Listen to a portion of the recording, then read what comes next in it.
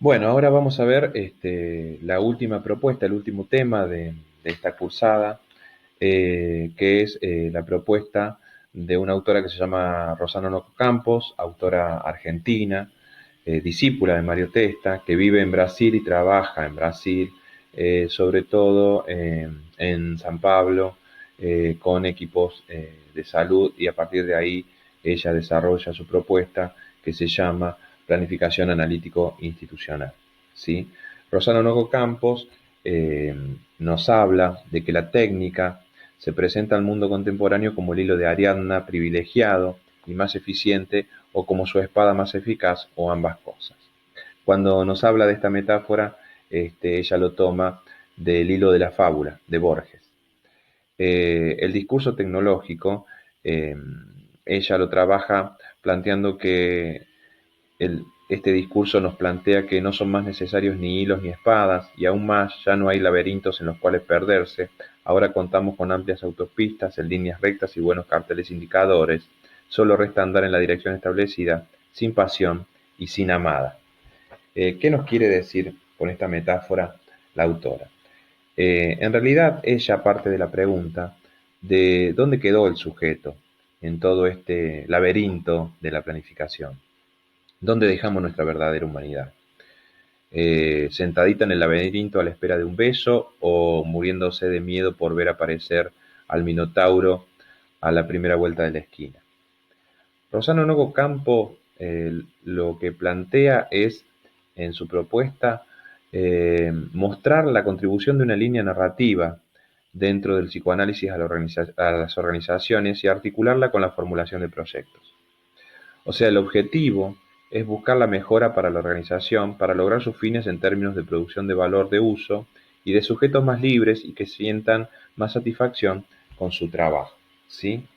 Por eso, en esta línea narrativa del psicoanálisis, este, retoma o recupera algunos conceptos de Freud. Digamos, con Freud lo que pensamos, dice la autora, es que las organizaciones, las instituciones y establecimientos surgieron en el mundo humano como espacios privilegiados para la sublimación. En el malestar en la cultura, ¿sí? Lo que decide el propósito de la vida es el programa del principio del placer. Para Freud, el sufrimiento nos amenaza a partir de nuestro propio cuerpo, condenado a la decadencia y a la disolución, a partir del mundo externo con sus fuerzas opresivas, y a partir de las relaciones con otros seres humanos, fuente del sufrimiento más penoso. Por eso aparecen, o Freud plantea los mecanismos de defensa, que aparecieron para proteger al ser humano del dolor. El mecanismo privilegiado es la sublimación de los instintos. En el malestar en la cultura, Freud defiende que hay una doble motivación en todas las actividades humanas: la utilidad y la obtención del placer, ¿sí? Entonces, los espacios institucionales son permanentemente atravesados por la fuerza de la sublimación. Nos permite entenderlos como fuente de placer y de sufrimiento, de creación y de frustración, características que les son constitutivas. La planificación estratégica hace de la identificación y resolución de problemas su razón de ser, su valor de uso. En esta nueva perspectiva, que es la planificación analítico-institucional, deberíamos capacitarnos para lidiar con problemas, lidiar sin resolverlos, ¿sí? Este, para Freud, la cultura está construida sobre una renuncia del instinto. Para Freud, la frustración social domina el campo, ¿sí?, de las relaciones humanas. O sea, no se hace esto impunemente, dice Freud. Freud busca en los orígenes míticos de la sociedad humana un doble fundamento de la vida comunitaria: la compulsión por el trabajo y el poder del amor. Eros y Ananké, amor y necesidad, son los padres de la civilización humana. En Más allá del principio del placer, Freud dice que una parte del instinto es desviada en sentido del mundo externo y sale a la luz como un instinto de agresividad y destructibilidad. El significado de la evolución de la cultura deberá ser buscado como una lucha permanente entre la pulsión de vida y la pulsión de muerte. Es en esta lucha que el devenir institucional se debate a lo largo de la historia y de lo cotidiano. No habrá nunca tecnología que nos separe de nuestra condición primera de la humanidad, y la vocación para concretar proyectos colisiona todo el tiempo con las dificultades del narcisismo de las pequeñas diferencias y con el malestar que sobreviene de la renuncia a nuestros instintos en pro de la vida social. ¿sí? La planificación clásicamente ha trabajado con los grupos humanos como si estos problemas no existieran ni pesaran sobre nosotros. Sin embargo, ¿cuál es la misión y el proceso de planificación?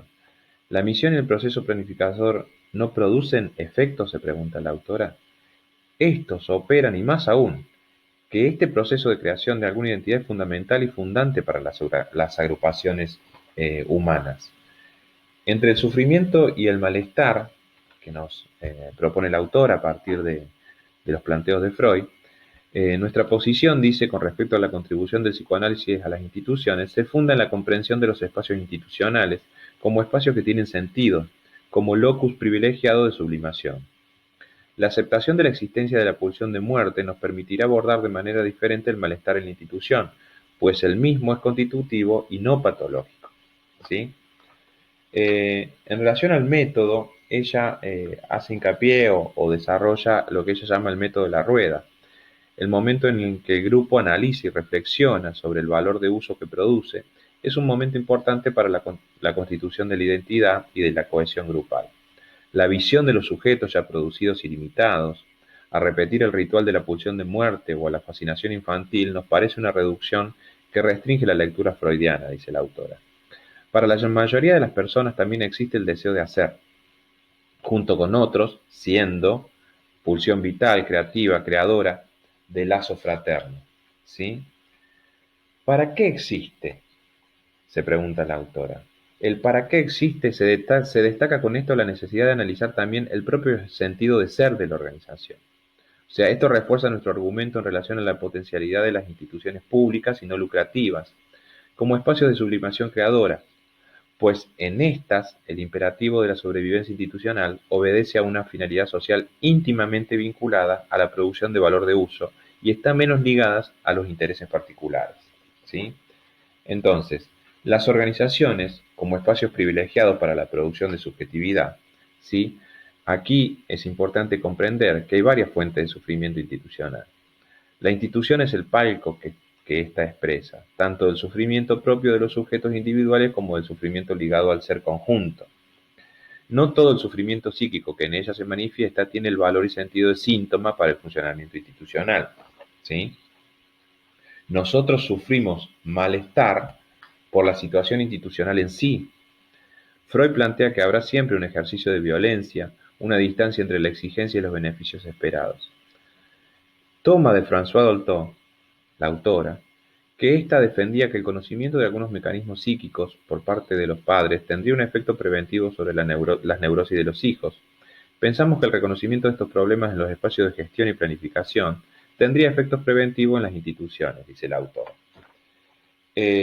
Plantea también un coeficiente de antagonismo, ¿sí? Cuando ella habla de un coeficiente de antagonismo se refiere entre el objetivo primario, atender las necesidades sociales del público, y el secundario, garantizar la sobrevivencia de la institución y el interés de los agentes. Es necesario hacer explícito este conflicto para tratar mejor el mismo e inventar arreglos que lidien con esto. Si sabemos del malestar inevitable, será posible crear espacios de análisis y de crítica que permitan enfrentarlos y distinguirlos del sufrimiento extremo, ¿sí? Trabaja también lo que con Freud llamamos el sufrimiento de lo inextricable. La aparición de la identidad o adherencia narcisística trae con el beneficio del vínculo la indiferenciación y la angustia de disolución. El sufrimiento asociado a una perturbación de la función instituyente es otra fuente de sufrimiento institucional, se asocia a la pérdida de la ilusión. Esta identificación narcisística con un conjunto suficientemente idealizado es necesaria para soportar las dificultades internas y externas. Esto refuerza la idea de que misión, directrices, valores comunes tienen su papel en el plano subjetivo, ¿sí? Recién nos preguntábamos y nos seguimos preguntando el para qué. Según Testa, esta pregunta interroga el futuro y tiene que ver con el sentido dado a las prácticas desarrolladas. La pregunta ¿para qué? Es fundamental para el proyecto y se encuentra en sus principios. Cada vez que un grupo consigue escribir un para qué común, se está embarcando unido en una ilusión, en un sueño, o lo que llamamos más técnicamente como principio de un proyecto, ¿sí? Entonces, en ese sentido, la autora propone la planificación en salud como narración. Todos los fracasos contractuales pueden ser considerados un sufrimiento de la fundación y de la función instituyente. El mito, la utopía, la ideología son formaciones intermediarias, estructurantes y defensivas. Tanto su exceso como su falta son fuente de intenso sufrimiento. Si entendemos la planificación en salud como narrada, y así abrir la posibilidad de nuevas narraciones, podemos visualizar el valor de este referencial para pensar los grupos en su relación con su trabajo. Hay siempre una historia, hay siempre un mito fundacional y algunas otras mitologías que operan como reprimidas. La planificación tendrá que abrir su espacio a las narrativas ocultas, a las voces silenciadas. Y esto no se hace en una oficina en un día ni en un encuentro puntual. Campos propone que los colectivos organizados para la producción escriban textos en cada encuentro. Si todos los fracasos contractuales, como plantea otro autor, Caes, pueden ser interrogados bajo la óptica del sufrimiento de la función instituyente, su narración contribuiría hacia la eficacia, una vez que el grupo se dedicaría a entender el porqué del no cumplimiento del contrato. ¿Sí? Testa dice que la mayor parte de las veces los problemas del no cumplimiento del contrato están en el pasado del porqué. Es en el análisis de esta explicación que las mitologías reprimidas podrán salir a la superficie. Es en el momento de la escritura colectiva de una nueva narrativa que alguna cosa se produce en el grupo. Esto es la eficacia en el fracaso de la cual hablaba Freud. Esto es diferente a plantear la evaluación en términos de alcanzó o no alcanzó. Es precisamente cuando no alcanzó que algún problema no analizado anteriormente puede llegar a aparecer en el grupo. ¿Sí? Entonces, cuando hablamos del sufrimiento asociado a los obstáculos para la realización de la tarea primaria es lo que clásicamente se entiende por finalidad, la producción de valor de uso. La principal y primera tarea del soporte institucional debiera ser abrir un espacio para la recreación de un contrato narcisístico. Dar tiempo y espacio para que las personas se enorgullezcan de lo que hacen, o si no fuera posible, por lo menos propiciar el orgullo por ser capaces de soñar un proyecto común. Cuando el sufrimiento está asociado a la instauración y a la manutención del espacio psíquico, la distancia entre la cultura de la institución y el funcionamiento psíquico inducido por la tarea está en la base de la dificultad para instaurar o mantener un espacio psíquico de contención, de vinculación y de transformación. ¿Sí? Se trata, pues, entonces, dice la autora, del papel de la solución de compromiso del soporte planificador, producción de una doble finalidad, producción de valor de uso y de un trabajo más placentero de los equipos de trabajo. ¿Sí? Los proyectos son trabajados por la autora como fenómenos transicionales de las agrupaciones humanas, que esto constituye otra narrativa singular. Y acá recupera o retoma conceptos de otro autor, que es Winnicott, y que lo vamos a desarrollar en la segunda parte de esta clase.